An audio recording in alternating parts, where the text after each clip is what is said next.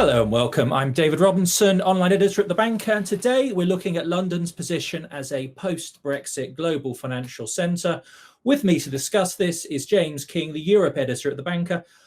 James, there's been a lot of discussion about how London will fare ever since the surprise Brexit vote 5 years ago.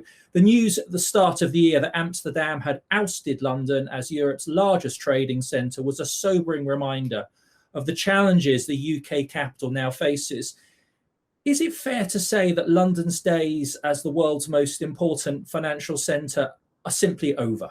Well, David, London is certainly going through a very difficult moment in its recent history. And I think that the fact that the UK left the European Union without any equivalence arrangement in place for financial services means that we are now seeing a major sort of dent to London's status as a financial centre. So as you mentioned, Amsterdam surpassed London as Europe's leading share trading hub earlier this year. And we're seeing just large amounts of capital and jobs moving over to the continent as a result of that failure to secure an agreement on financial services. So I think it's going through a very difficult time, and the job now facing London and the British authorities is to figure out what kind of role London can play in the world today. What are the main ways that London can change and perhaps even use Brexit to its advantage as a financial centre? I think that's a really important question, and obviously the sort of financial sector authorities here in the UK are looking at this very closely, and I think they do spy a number of opportunities in terms of the way in which London can regenerate itself and look to the future. And I'm thinking here of issues around sort of green finance, Islamic finance, fintechs and cryptocurrencies, these sorts of areas where London can really carve out a niche for itself in terms of being quite a dynamic and open market. And with respect to something like share trading, for example, there are sort of big differences which are emerging between the UK and continental Europe in terms of regulation.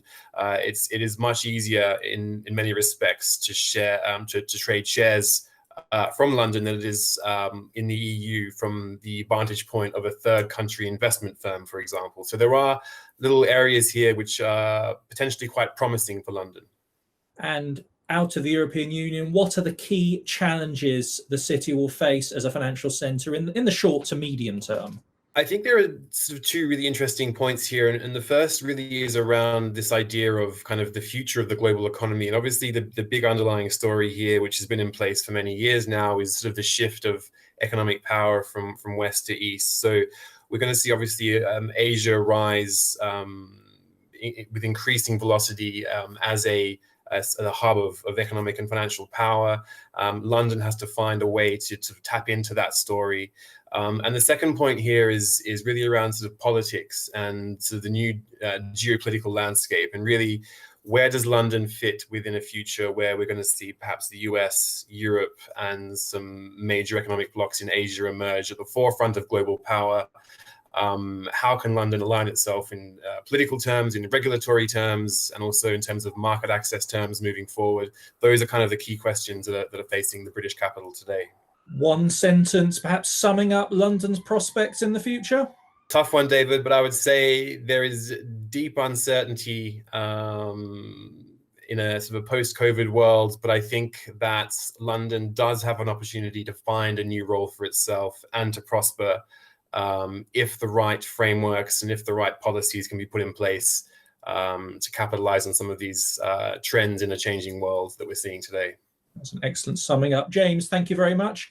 As residents of the city, I've no doubt it's an issue we will be monitoring very carefully in the months and years ahead. Thank you.